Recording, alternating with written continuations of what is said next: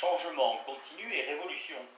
Les œuvres que produisent les mondes de l'art, les activités coopératives qui mettent en jeu et les conventions qui permettent de coordonner ces activités subissent toutes les modifications plus ou moins continuelles. Toutes des modifications plus ou moins continuelles.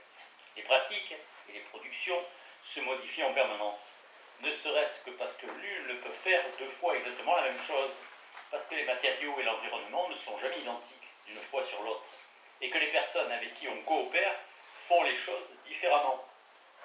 Les artistes et les exégètes de l'art tiennent souvent ce caractère unique pour un aspect capital des œuvres d'art. Une œuvre qui reflète l'état d'esprit de l'artiste à un moment donné est forcément une création chaque fois différente.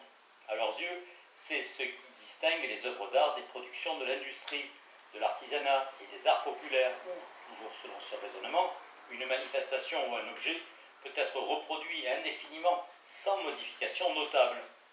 Or, les œuvres produites dans ce monde-là aussi présentent des variations, mais personne n'y prête attention, parce qu'on s'intéresse uniquement aux similitudes. Si les objets de l'industrie étaient vraiment identiques, les usines n'auraient pas besoin de procéder à des contrôles de qualité, et les automobilistes ne risqueraient pas de mauvaises surprises en achetant une voiture neuve. Par ailleurs, on sait que les spécialistes des artisanats et des arts populaires n'ont aucun mal à distinguer les différentes versions d'un même objet, qu'elles soient dues à une seule personne ou à plusieurs personnes appartenant à la même tradition.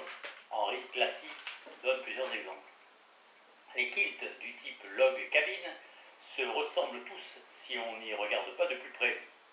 De même, nous pouvons remarquer ou ignorer les différences entre des œuvres d'art similaires, nous, désignant aussi bien le public que les critiques, les historiens d'art et les auteurs des œuvres en question. Des différences susceptibles de déboucher sur des innovations importantes peuvent passer inaperçues ou être interprétées comme des erreurs, des maladresses, qu'il faudra rectifier dans la version définitive, ou encore être attribuées à l'intervention du hasard. Newman raconte comment il a assisté à toutes les représentations d'une pièce où jouait un de ses amis, et comment il a réagi à ces quelques 80 séances successives. Au début, il s'est mortellement ennuyé, comme l'aurait fait n'importe quel spectateur, mais à la longue, il s'est aperçu que chaque représentation était différente. Quand les acteurs étaient au meilleur de leur forme, le spectacle devenait passionnant.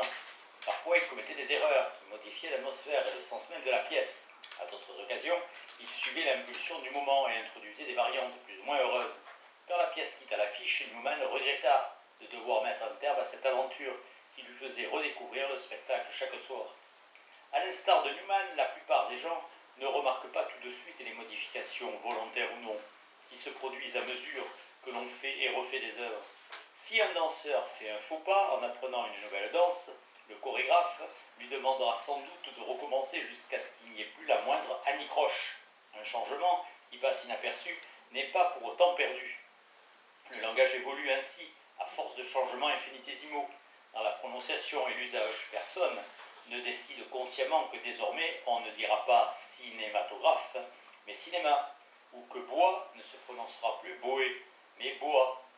Quelques personnes font l'expérience, d'autres les imitent et ces modifications entrent dans l'usage. Ainsi, une langue se transforme notablement par une accumulation de glissements imperceptibles. Certains glissements sont plus intentionnels qu'il n'y paraît. Si l'on considère qu'une tradition artistique représente une chaîne de solutions apportées à un problème commun, Kubler, on s'aperçoit que les solutions comme le problème se transforment progressivement. Chaque recherche d'une solution modifie tant soit peu le problème considéré, ne serait-ce qu'en changeant l'éventail des solutions possibles pour tous les problèmes du même ordre.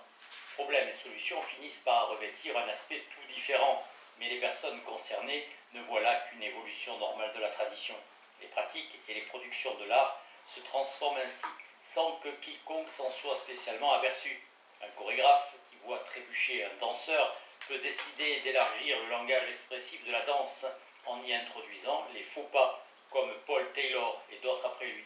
Des changements de cette nature qui peuvent surprendre les exécutants aussi bien que les spectateurs s'intègrent très vite à la pratique conventionnelle. Rosenblum et Karen décrivent des séries de changements analogues dans les techniques du montage cinématographique. Léonard Meyer donne un excellent exemple de glissement quand il décrit l'emploi du vibrato par les instrumentistes à cordes.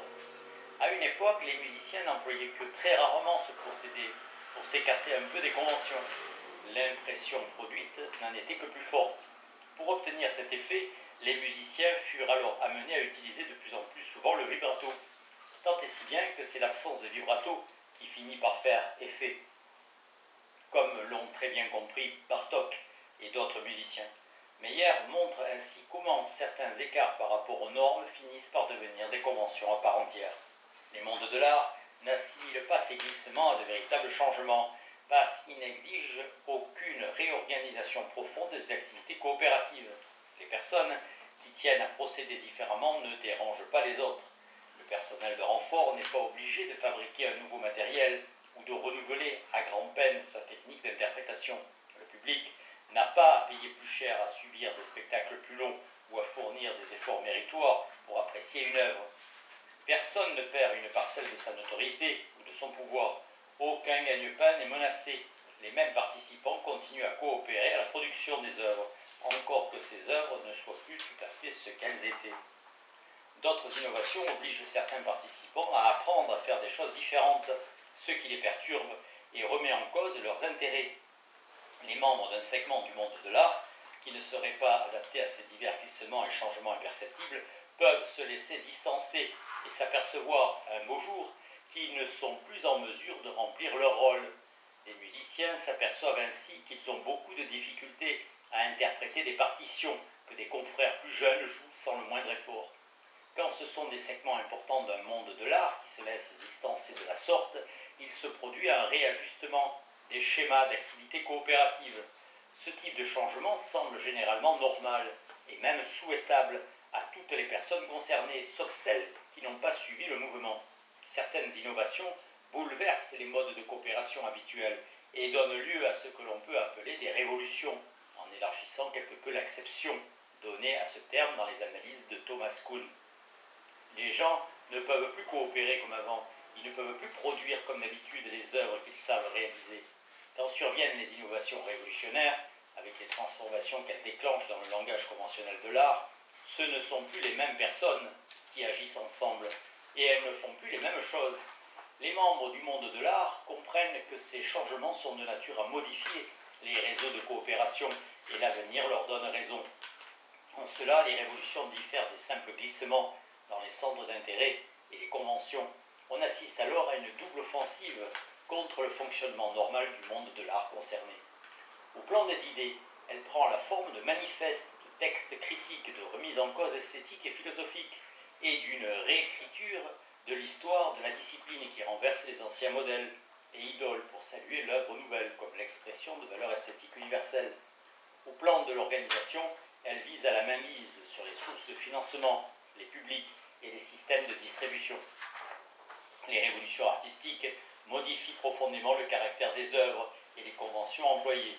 L'impressionnisme et le cubisme ont transformé le langage plastique, la façon d'appliquer les couleurs pour transcrire le réel. Schoenberg, Berg et Webern ont radicalement repensé les relations entre les sons musicaux en instaurant le dodécaphonisme. La portée du changement dépend des capacités d'assimilation du monde de l'art. Le cubisme et la musique sérielle ont provoqué des changements fondamentaux parce que les artistes ont dû apprendre à maîtriser des techniques et des matériaux dont ils ignoraient tout pour pouvoir tenir leur rôle dans l'action collective. Le public a dû se sensibiliser à des langages inconnus jusque-là et apprendre à en percevoir les qualités esthétiques. Toute convention suppose une esthétique qui érige les canons conventionnels en critères de beauté et d'efficacité artistique. Une pièce de théâtre qui enfreint la règle classique des 3 unités n'est pas simplement différente. Ceux qui tiennent cette règle pour un critère immuable de qualité dramatique jugeront la pièce indigne et exécrable. Une remise en cause des conventions porte atteinte à l'esthétique qu'elle suppose. Comme les convictions esthétiques semblent toujours naturelles, justes et morales à ceux qui les entretiennent, bafouer une convention et l'esthétique correspondante revient à bafouer la morale. Les huées du public qui accueillent quasi invariablement les changements importants dans les conventions, dramatiques, musicales ou plastiques, témoignent de ce lien étroit entre conviction morale et esthétique. Köhler. Tout coup porté contre des conventions et l'esthétique qu'elles l'enferment porte atteinte en définitive au système de stratification en place. Hugues, inédit, estime à la suite de Summer que les mœurs et les coutumes contribuent à déterminer les statuts sociaux. Les sectes religieuses, politiques ou artistiques sont en conflit ouvert avec les mœurs. Or, une contestation des mœurs, entendez convention dans le cas qui nous occupe, est de fait une contestation de l'édifice social, entendez de l'organisation d'un monde de l'art. Les sectateurs ou les innovateurs dans les mondes de l'art sont donc en conflit ouvert avec le système hiérarchique qui les régit. N'oublions pas que dans tout art, les modes de travail conventionnels font bénéficier du réseau de coopération existant. Tous ceux qui savent manier les conventions conformément à l'esthétique régnante, soit un monde de la danse, organisé autour des conventions et des techniques du ballet classique. En apprenant ces conventions et ces techniques, je peux espérer être recruté par les meilleures compagnies de danse. Les chorégraphes les plus réputés vont créer pour moi des ballets parfaitement adaptés à mes compétences personnelles, qui me donneront l'occasion de briller. Les plus grands compositeurs du moment vont écrire des musiques à mon intention. Les directeurs de salle m'ouvriront toutes grandes leurs portes. Je gagnerai ma vie aussi bien qu'il est permis à un danseur. Le public m'adorera et je serai célèbre. Quelqu'un qui parvient à faire accepter une nouvelle convention, exigeant des compétences que je ne possède pas, l'art de trébucher à bon escient par exemple, ne vient pas seulement contrarier mes convictions esthétiques, mais compromet aussi ma situation dans le monde de la danse.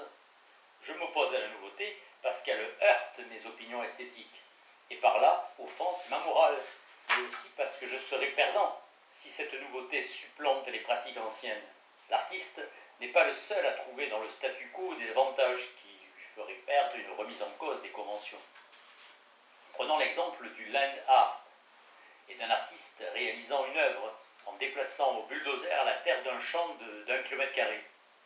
Cette sorte d'œuvre n'entrera jamais dans aucune collection particulière, même si un mécène peut la financer et recevra en échange l'exclusivité des plans signés de l'artiste ou des photographies, ni dans aucun musée, même s'il est possible d'exposer les documents relatifs au projet.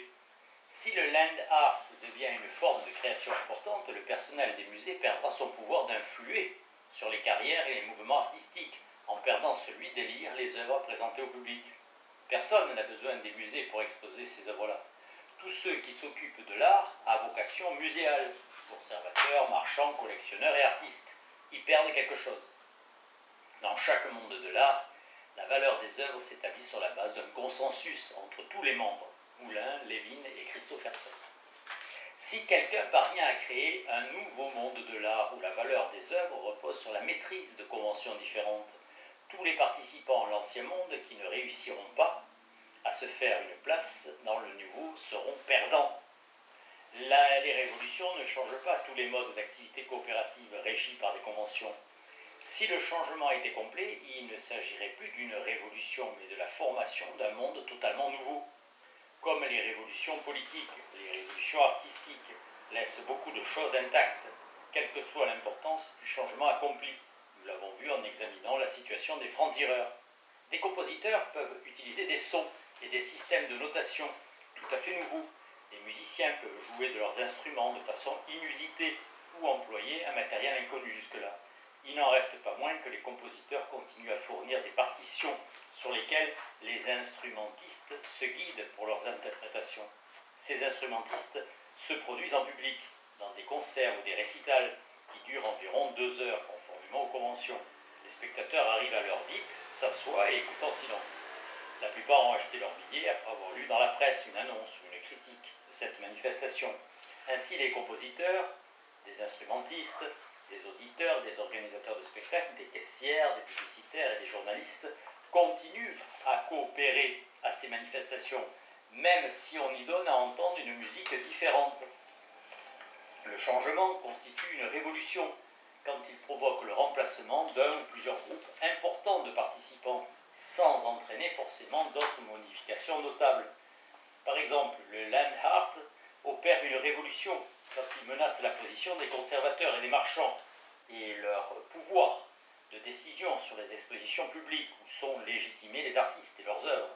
Le land art représente une menace pour les critiques et les membres du public qui ne révisent pas leur esthétique et restent réfractaires aux œuvres nouvelles. Mais pour les participants qui s'adaptent et préservent ainsi leur situation dans le réseau coopératif, le changement n'a certes pas l'ampleur d'une révolution.